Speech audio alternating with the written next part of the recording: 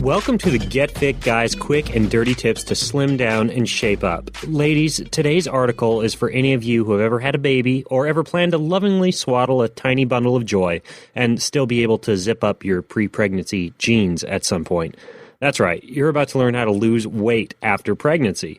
As a father of twin boys and as a personal trainer to countless women, both before, during, and after pregnancy, I know this is a necessary topic. Gentlemen, I'd encourage you to listen in, because unless you live on a deserted island or a country with very strict birth control, I guarantee you have a mother, wife, girlfriend, sister, daughter, or an acquaintance who could probably benefit from this advice.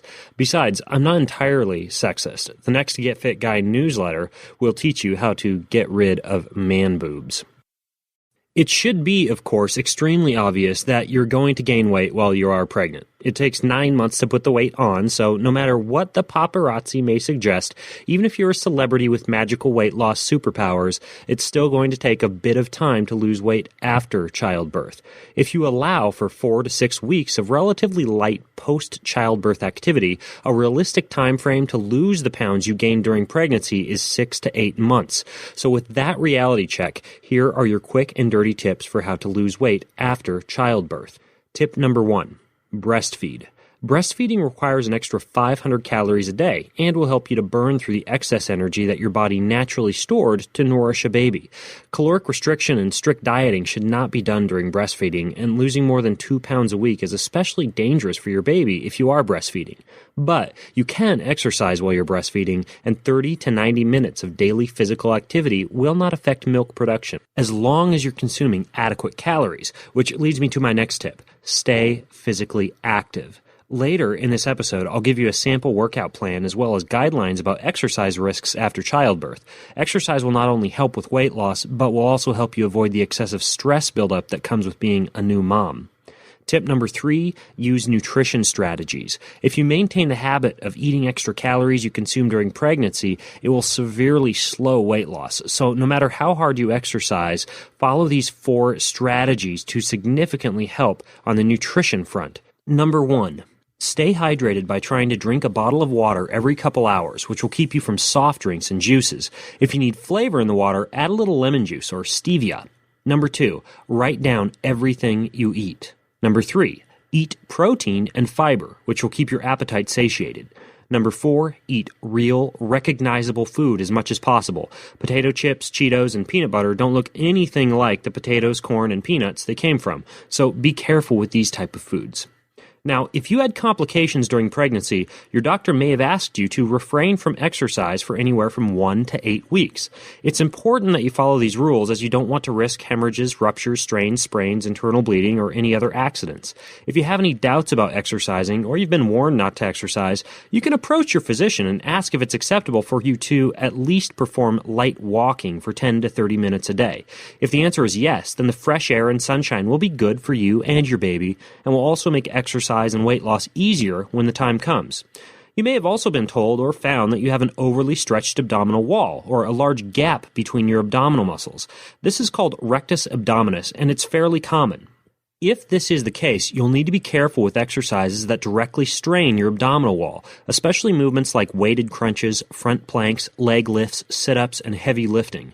Instead, you should stick to core exercises, such as those I mentioned in the exercise plan at the end of this episode.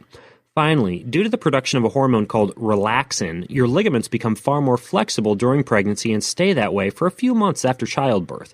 So you need to be careful with impact-based exercise, heavy weights, and quick changes of direction. Loose ligaments allow your joints to move through a greater range of motion, which is wonderful when you have to push out a baby, but not so convenient when you twist an ankle while running. The perfect post-pregnancy exercise plan should include an introductory phase of 4 to 8 weeks of non-impact cardio and controlled abdominal strengthening, along with a full-body weight training routine. If you listen to the episode, What is the Best Workout for Fat Loss?, you'll learn why the weight training isn't just for toning, but it's for weight loss as well. Once you're finished with that 4 to 8 week introductory phase, you should move on to more intense cardio and more advanced weight training exercises, and change those exercises every 4 weeks to keep your body from adapting. So, here's what the first 4 to 8 week post-pregnancy phase would look like. Monday, 30 to 60 minutes of non-weight-bearing cardio at an easy conversational pace, such as swimming, walking, or cycling. Yes, I know it's tough to converse during swimming, but you get the idea. Tuesday, full-body circuit on weight machines, which allow you to control each movement safely and easily decrease or increase weight. For an introduction to a great machine circuit, listen to the episode How to Use Weightlifting Machines.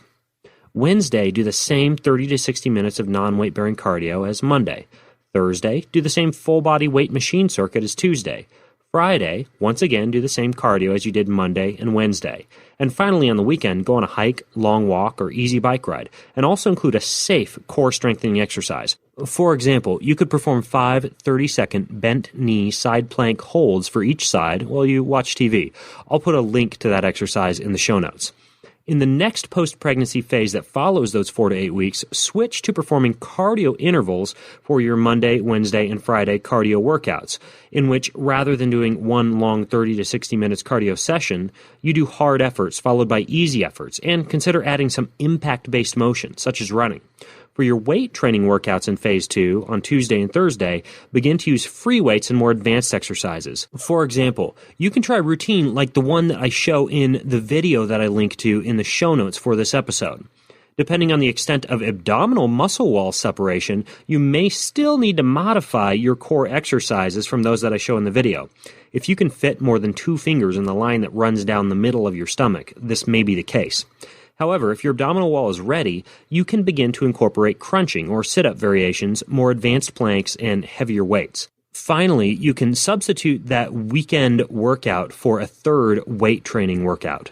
Remember to carefully consider the risks in this article. Remember that the exercise plan that I just described may need modifications if you have any post-pregnancy complications, and remember to change the exercises in your routine every 4 weeks after you enter the second phase of the program that I just described. Finally, think about this. An added bonus of incorporating exercise after pregnancy is that you're setting a great example for your growing baby, and your child is more likely to be physically active. Now, I understand that we covered a lot of information in this podcast, so be sure to go to the Get Fit Guy Facebook page if you have more questions. You can access it by going to facebook.com and doing a search for Get Fit Guy. You can also get weekly tips at twitter.com/getfitguy, and I have an exclusive newsletter full of information that you don't get in the podcast or in the articles on the Quick and Dirty Tips website, and you can get that newsletter by going to quickanddirtytips.com and clicking on the newsletter button that's on that page. Now, next week, I'm going to be teaching you how to choose a personal trainer, even though I know that you probably get all the exercise advice that you'd ever need from the Get Fit Guy, right? But until then, what are you waiting for? Go get fit.